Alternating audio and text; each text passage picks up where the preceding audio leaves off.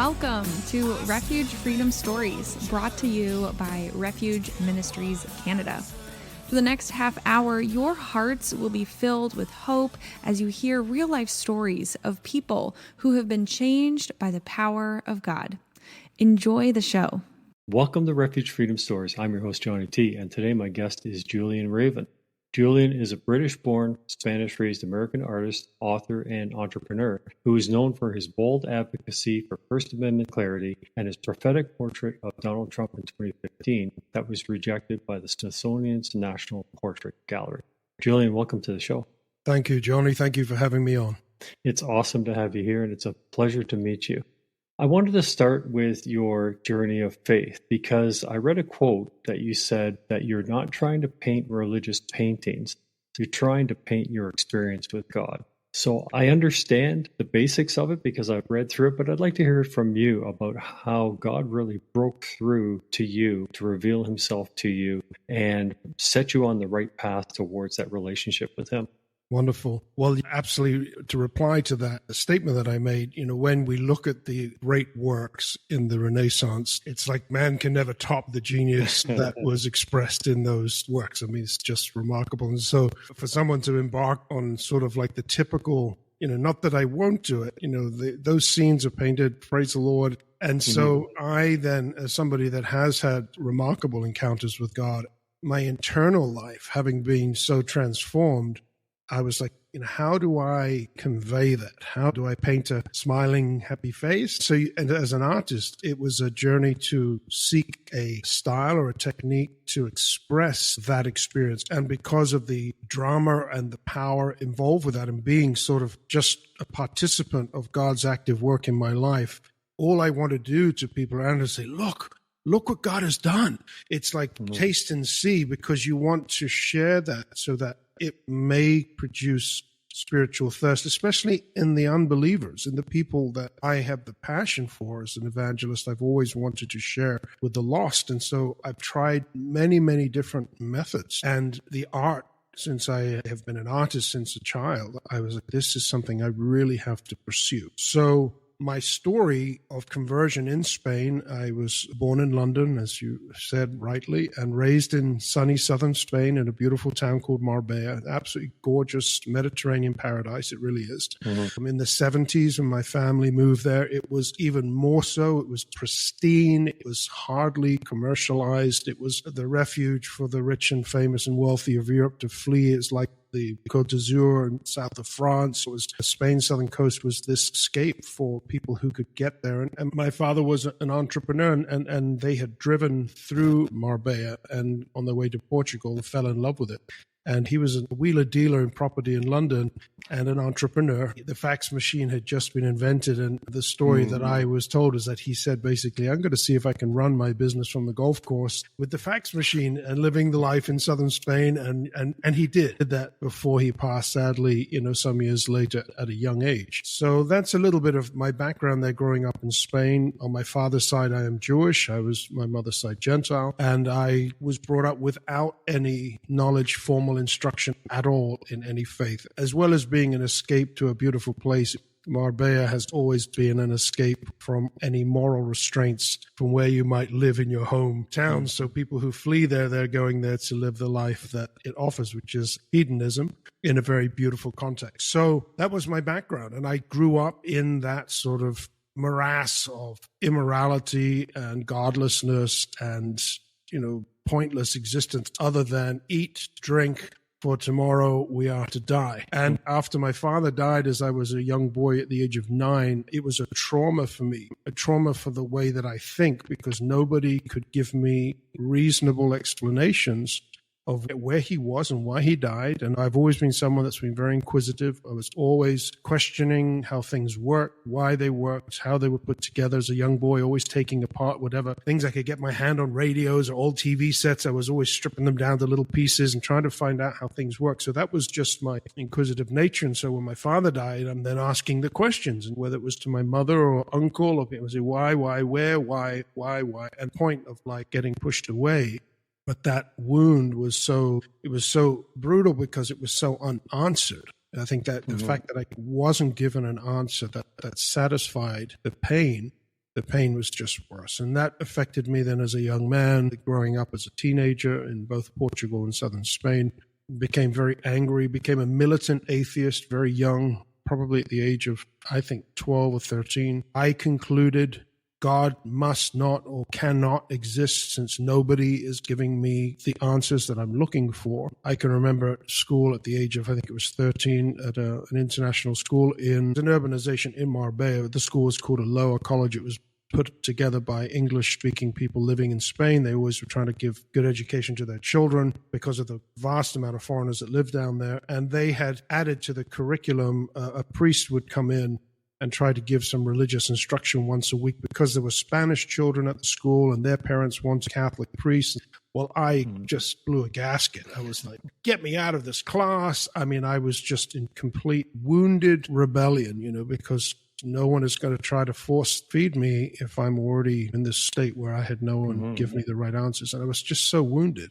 So I think that has been such a part of my life growing up as a young man, and how it went from anger and frustration and just really just this perpetual state of not knowing, and being someone that's always demanding answers. Like I said, it just was terribly frustrating, leading me then into my late teens, where then I got into a life of alcohol and drugs, and I go to art college in London, and I end up really pushing the boundaries of my existence to the point of saying, well, maybe it would just be better if I take my life. And so from the age of, I would say 17, maybe more towards 18, then a very traumatic thing happened to me. Christmas time, 1988, when I was 18 years old, in Spain, in Marbella, on vacation from art school. Again, just living the life that I live with my brothers who are drinking, partying, and my mother on Christmas Eve. She says to me, my mother spoke like the Queen's English, and she was like, oh, my boys. She's a widow with her three sons who weren't bad kids, but we were very mischievous. She was to say, you're very naughty boys. And yet she loved us. She was a wonderful, wonderful mother in that she did everything she could for us as a single mom in a foreign country. She really did. So Christmas Eve, she says, I never ask you for anything, basically. I'm going to church. She would go to church once a year to the Spanish Catholic midnight mass. And she's like, would you boys come? And usually it would be like, you must be joking. We're not going to go near that place. But we'd been drinking and we're like, sure, Mom, we'll come with. It's our mom. She's by herself and we're going to go with her. So we go with a bunch of girls, and it's like 6 or 7 of us. And we go to this midnight service. And again, I've never been to a church in my life. I mean, I would never go. It was something so off the radar for me. But we went just to support my mother. Well, we get there and it's packed solid. I mean, in Spain, their church attendance is very low throughout the year, but Easter time or Christmas time, it's going to be packed solid. And it was. And there was 400 or 500 people there in this little town, like the whole town, and they're all Spaniards, and there's a few dotted foreigners, and we're a little group of foreigners that arrive. And immediately the priest walks up to our group and says, I need someone to read from the Bible. And for whatever reason, Johnny, my brothers, they turned to me and they pointed at me and they're like, Jules, you read from the Bible. Ha ha ha. They thought it was hysterical. You read from the Bible. And I was like, oh, whatever. But the priest puts his hand on my shoulder. He hands me a Bible. He flips to like some passage in the Gospel of John. That's all I remember. And the interesting thing is that we had been drinking. It's probably, like I said, midnight, but we had already been out. This is in Spain. The nightlife is a little insane in that midnight is like the start. You're going to be out till the sun rises the next day. And so it's the beginning of the madness. So I'm now presented with this Bible. I'm not sober completely. And I sit down and my brothers are laughing. They're in the pews. They're like convulsing. They think it's hysterical. Me, on the other hand, I get this very somber just mood come over me, and I begin to sober up at this sort of responsibility. I had no idea there was not a thing of like, I just took this very, very seriously, and I sobered up. And right when they called me, I go and stand. And the good thing about the night, I was well dressed that night. At least I had a suit and tie on, so at least I looked presentable. And I get up and I read, and I can't remember what it was, and and so we're like, okay, well, whatever. So we go out that night, and it's the usual Christmas Eve madness and chaos. And I was working in this bar with my brother. We weren't getting paid. We were getting paid in drinks. We could just drink whatever we wanted to. And there was a really big fight probably 2 or 3 in the morning. It wasn't unusual for large fights to break out. People were really drinking. So big fight. When I say big fight, in this bar that wasn't too big, you had a crowd of people going like from one end moving and the other. It was like this ruckus. And I'm behind the bar, and then this guy appears, and he's like all sweating, and he's like just one of the fighters. And I start mocking him. I'm like saying, it's Christmas Eve. What are you doing? Just chill out. And I was handing him like a napkin to wipe his face, and he just punches me right in the face, just like bang. Well, I just punch him right back with my other hand, right, knock him off his stool. And the police were already there, so they jump on him, they grab this guy, and they drag him out. And that was sort of the end of it. The night carried on. 5 or 6 in the morning, we are mopping up, cleaning up this bar, about to go on to the discotheque. This was just the bar time. It's 5 or 6 a.m. No one around. My brother, a couple of girls, the owner of the bar is there. And outside in the car park, all the cars are gone. There's like no one. And a police car drives in. We're like, oh, are they patrolling, coming down? They drive and they pull up right outside the bar. And I'm like, uh-oh, what's this? And in Spain, as foreigners at that time, especially, that was 1988, Spain was, and still is, a very corrupt country, but law enforcement, you just did not want to have a brush with the law. You just did not want, there's just, anything could happen. You could end up floating in the sea just across the water. I mean, it's really bad. So they turn up and they walk in, and there's only 2 or 3 of us in there, and they look at me and they're like, come here. I immediately think maybe the guy that I punched, like maybe pressed charges or something like that. I had no idea, no experience in this. I just never had any brush with the law like this at all in my life. They walk me out to the car, and I'm probably like 100 feet from the car. My brother's standing on the threshold of the bar. I'll never forget it. He's looking like really concerned. There's 3 cops standing around, and I'm standing there like, okay.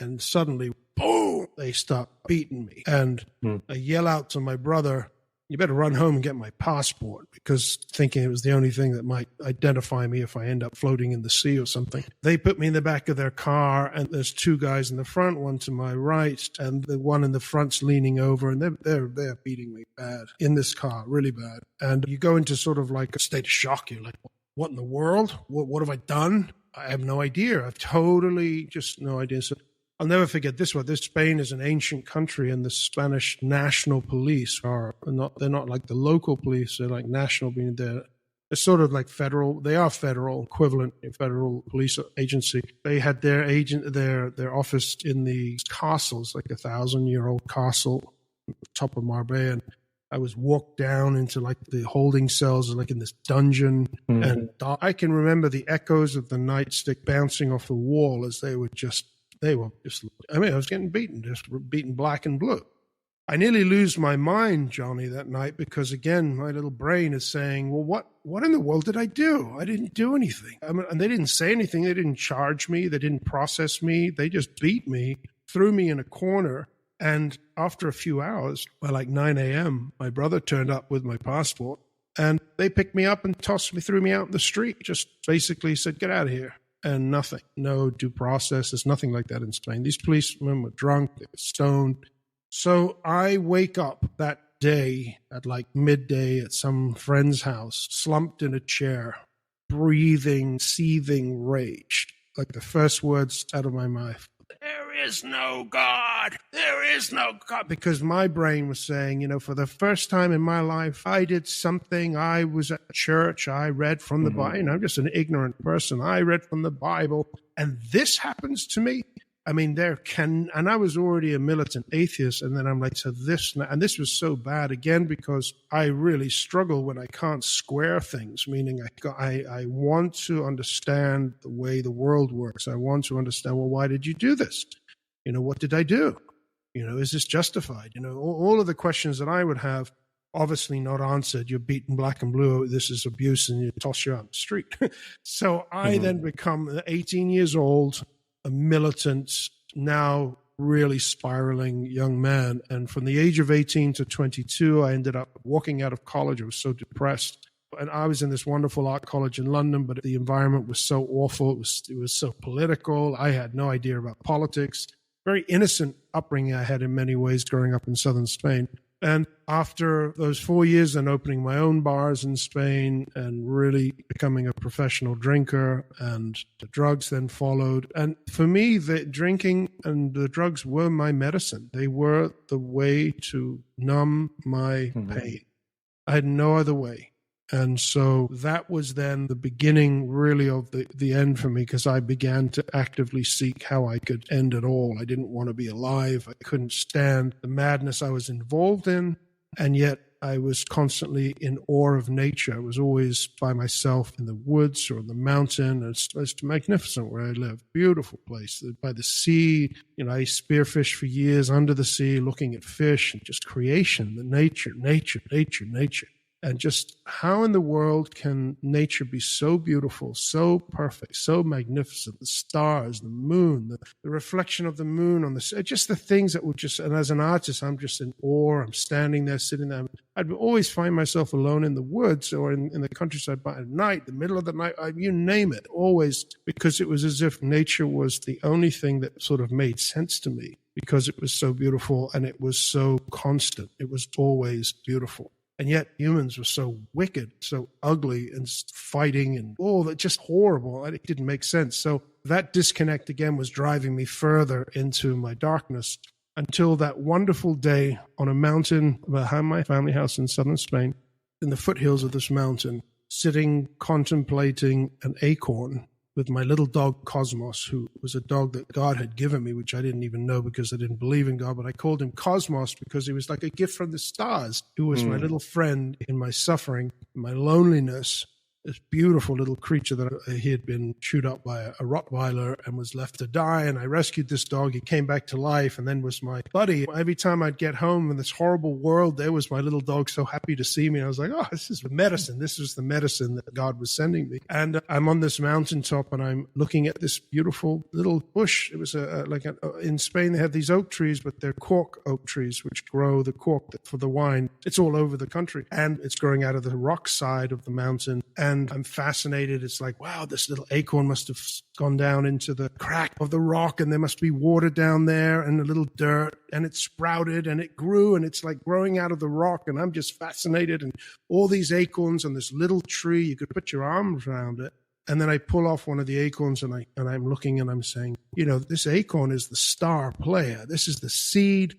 This thing will drop to the ground. It will end up buried. Maybe a critter will pick it up and bury it, or it'll fall and it'll sprout and another tree and more acorns and multitude. And then it was like my mind was just like, oh my goodness, the expanding of the proliferation of acorns in the world through one seed was just mind blowing to me. And then I look at the cup, and the cup has this beautiful design around its rim there, and looking at it and saying, look at this. This is just like the servant. This thing just holds the acorn and then drops it at the right time and knows when to do that. And then it falls to the ground and it rots and it disappears to the dust. And I said, so why does it have this beautiful design on it? Why does it have this incredible design? And at that moment, Johnny, God, it's as if he split my mind in half and injected himself into my mind. Not in an audible voice, but in a voice that I could understand. I am the designer and the creator of that acorn and basically all living things. That a revelation of the creatorship and artistry of God. No one had ever made that or suggested that as an explanation for nature. I was brought up in these schools teaching you were just a monkey man and this stuff, so you had no connection with nature to God. It was completely foreign to me. And I'm like, oh my goodness. That makes all the sense in the world. I'm an artist. I create things in my painting. Here's this magnificent, beautiful acorn or fish or light trees, stars, and all this sunsets and all this grandeur. Suddenly, it all made the most sense. And I jumped up, grabbed my little dog. I ran down this mountain, jumped on my motorcycle, drove home, threw him over the wall. It was a short wall into the garden, and raced off to my mother because she was always trying to say, oh, you need to have faith. And I was like, have faith? What type of an answer is that? Just believe what? It just was stupid to me. But now I ran up the stairs, and I'm yelling like, Mom, Mom. And she opens the door. She's like, what? God exists. God exists. And she's like, oh, I've been trying to tell you that for 22 years. So That is my conversion story from atheist to theist. I'm not yet a Christian, but that's when I came to faith in the living God, the God of my forefathers, the God of Abraham, Isaac, and Jacob. Yeah, no, it's such a key thing because it just amazes me as I have the blessing to speak to people that God's interacted with, how he just so uniquely and personally and intimately speaks to us in a way that shows us, may not show anybody else, but shows us that he exists, that he loves us. And it just blows my mind. And the fact that he created you with the gifts and talents and abilities to be an artist, what better way to reach somebody that denies God with the art of creation? Just to open up your mind and your spirit and your soul to the fact that he exists. That's just phenomenal to me. Hallelujah. So that's awesome that God took you from this first step in your journey of faith, from atheism to theism, and the understanding that God really does exist. In our next episode, we want to dig into that a little deeper to clearly understand how he took you from that precept onto the next precept of your journey of faith. So I'd like to ask our audience to come back for episode number 2 with Julian, and we'll continue the story from there. So God bless you always. Thank you, John.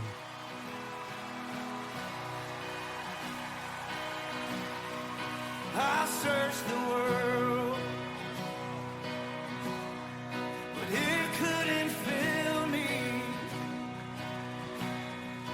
Maps empty praise and treasures of fame are never enough. Then you came along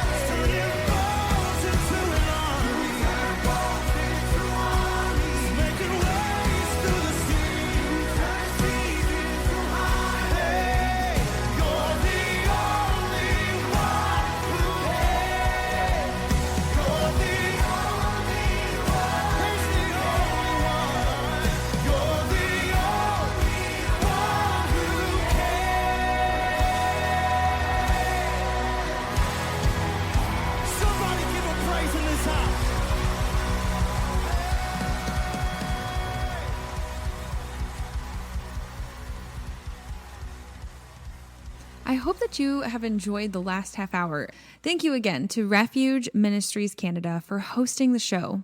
So until next time, may God richly bless you with peace, love, and happiness. We at Refuge Ministries are so blessed by the success of Refuge Freedom Stories and podcasts. In addition, we focus on youth prison ministry, release kits, and many other diverse outreaches to the needs of our community. As a nonprofit, there are many costs involved, however, and we are asking for your support. Financial gifts can be made via our website at www.refugeministriescanada.com or by calling 519-701-0108. Your giving makes this work possible, and we thank you in advance for your support. That's 519-701-0108. God bless you.